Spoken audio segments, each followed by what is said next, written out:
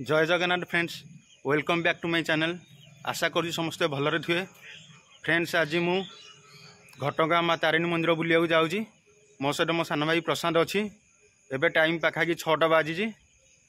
आमे कामेखानगर भुवन डुबुर देकी जीवु। चलतु जीवा। डाहाण पटे जो बिल्डिंग देखुन से कामेखानगर मेडिकल और ये मार्केटा है कल्पना छक।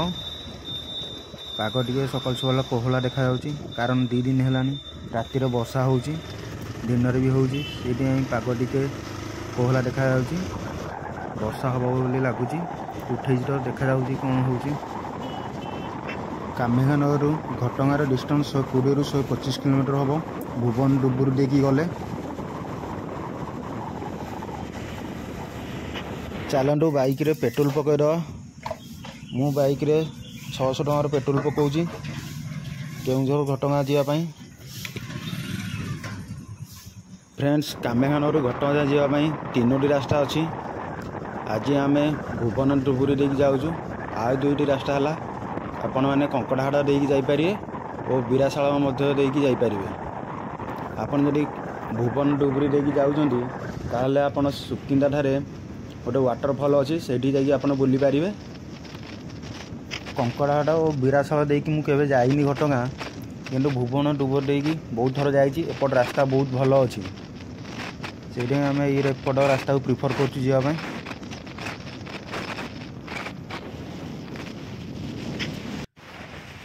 फ्रेंड्स, बर्तमान आम भुवन में पहुँची जाइछंती। भुवन हूँ एशियार सबुठारु बड़ विलेज। बलद यात्रा भुवन प्रसिद्ध, जहाँकि दशहरा समय अनुष्ठित हुए। और भुवन रे एक बहु पुरातन शिव मंदिर अच्छी। आपण मैंने आसिक एठा बुली पारिए मध्य। फ्रेंड्स, बर्तमान आम सुकिंदारे पहुँची जाइछु। टाइम बर्तमान 7टा बाजी। भोक लगला भावी टिफिन करदेबू। आप देखिपे आम बैक साइड टिफिन स्टल अच्छी। चलन टिफिन करिया।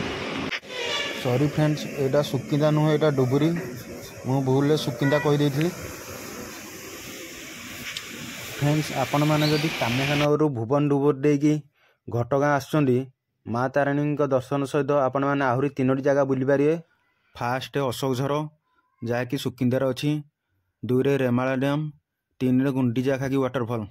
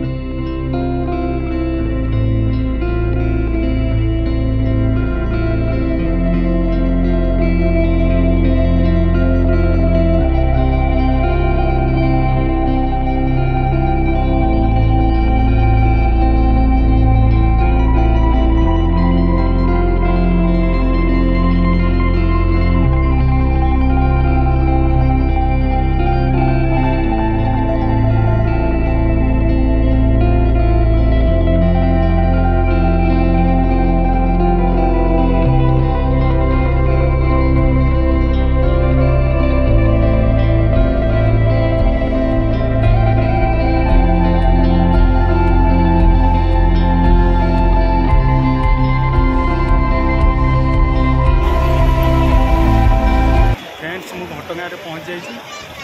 चलते मंदिर भर जा माँ को दर्शन करिया। फ्रेंड्स, एटा गेट नंबर 1। एपट आम एंट्री करिया।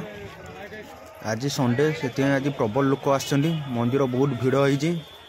देखुनु एटा माँ को मंदिर बहुत सुंदर देखा जाउछि।